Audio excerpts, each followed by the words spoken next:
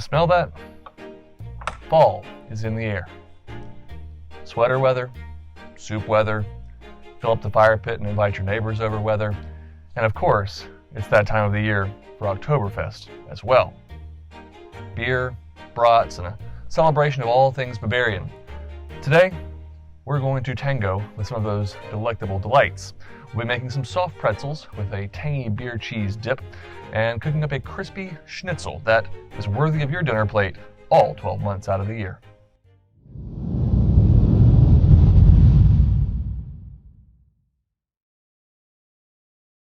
Start with 1 packet of active dry instant yeast and add that to 1.5 cups of warm water. Give it a few minutes to wake that yeast up from its nap. In the bowl of a stand mixer or in a bowl with a wooden spoon, you're going to put 3 3/4 cups of bread flour, all-purpose would be okay, 1 teaspoon of salt, and 1 teaspoon of sugar. Finally, 1 melted tablespoon of butter, unsalted. Go ahead and turn on your stand mixer or start mixing that with your spoon and slowly add in the 1.5 cups of water and the yeast mixture and work that until a dough comes together, and then knead it for 4 to 5 minutes to develop some gluten. Once your doughs come together, put it back in the bowl, cover it, and give it 20 or 30 minutes to rest, which is just a perfect amount of time to make a delicious beer cheese. For that, we're going to start with 2 tablespoons of unsalted butter melting in the saucepan and add 3 tablespoons of all-purpose flour. Go ahead and cook this roux out for 3 to 4 minutes until everything is well combined. Season it with salt and pepper. And now we're going to add in the first of our liquids. We're going to go in with 1 cup of milk. You could use whole milk or reduced fat, just whatever you have on hand. Once that starts to thicken up over medium heat, add in half a teaspoon of garlic powder and about an equal amount of smoked paprika. Regular paprika would be fine. Grate in just a little bit of fresh nutmeg. I think that's officially called a pinch. And finally, we're going to need some beer. This one's named after me.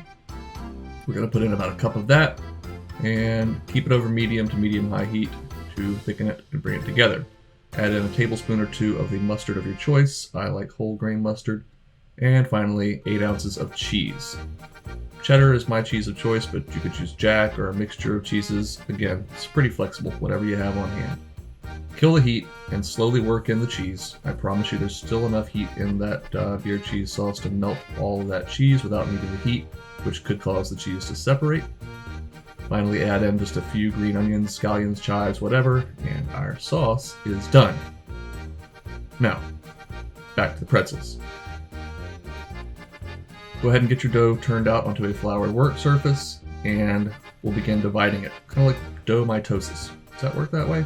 Anyways, cut the dough in half once, then make that into a ball and cut it in half again, and then finally cut that quarter into quarters. You can cut this into any size you want. If you want really large pretzels, you can cut the whole dough into 8. If you want really small pretzels like I'm doing, I cut it into 16 pieces. Once you've got your pieces cut, go ahead and flatten them out and start working them out into a log. Again, the length of this is going to depend on the size of your pretzels, but I was shooting for around 18 inches. Once I've got it there, go ahead and fold the ends over and kind of do 1 braid, and then once you've got that, just bring it back, fold it over, and press those ends down into the pretzel. Now, in order to get these nice and dark, we need to cook them in a somewhat acidic solution. So we're going to put some baking soda into some water. That's about 1/4 to 1/3 of a cup and several cups of water. Bring that to a boil, and then cook the pretzels only for about 30 seconds. This is just going to help get a more authentic dark brown color in the oven. It is optional, but they will not come out as dark if you don't do this. Once your 30 seconds have come up, remove the pretzels onto your baking dish, and optionally you can use a bread knife or a sharp knife here, or even a razor blade, to cut a slice or 2 in some of the larger sides of the pretzel so that they will cook evenly in the oven. Again, for maximum browning and color, we're going to add a little bit of melted butter on top. And once those are coated in the melted butter, we need to add a large flaky salt. This is Malden sea salt, but you could use pretzel salt or just large kosher salt. Sprinkle that generously over the top. And these need to go away into a 425-degree oven for 10 to 20 minutes. Again, it's going to depend on the size of the pretzel, but when they look like that, they're done. For presentation purposes, I'm putting a little more melted butter on top, but that's kind of gilding the lily. Do it if you want. Those look like perfect pretzels to me. Now, on to our schnitzel. You could traditionally do this for Wiener Schnitzel with veal, but I'm using pork because it's easier to procure and a little more ethically sustainable. We're going to go ahead and put that between 2 pieces of plastic wrap and then start pounding it with a meat mallet, a rolling pin, or empty wine bottle. And we want to go ahead and get it about 1/4 of an inch thick. Notice how these blows are glancing. I'm kind of working the meat away from the center, not just hitting straight down. Once it's nice and thin like that, go ahead and repeat with your other pieces of pork and season with fresh cracked pepper, a little bit of garlic powder, and of course, salt. Now these need to be breaded, and for that we'll be using a traditional 3-piece breading station, which I have here. We have all-purpose flour, some panko breadcrumbs, and an egg wash, which instead of using water to loosen, I'm going to go in with a little bit of lemon juice.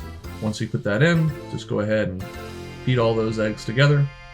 Because we've already seasoned our pork, we don't need to waste seasoning in the flour and breadcrumb itself.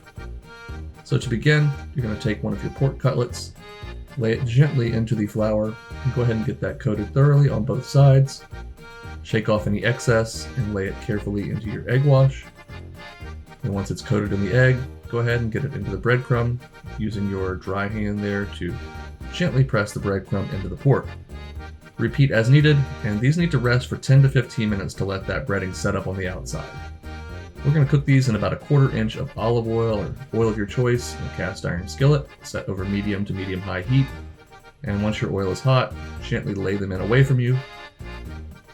They're going to cook for about 4 to 5 minutes on each side, but you'll know they're ready to turn when you're starting to see little brown, golden brown bits around the edges, just like that. Go in with a pair of spatula or tongs, turn them.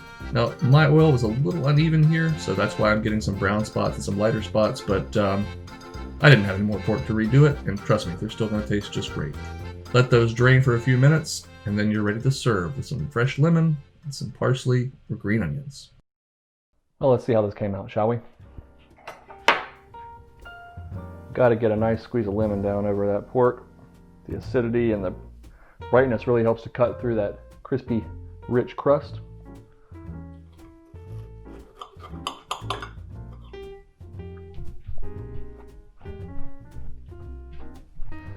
Pork is so tender, it's cooked perfectly because of how thin we pounded it. The crust is, as you could hear, crunchy and delectable.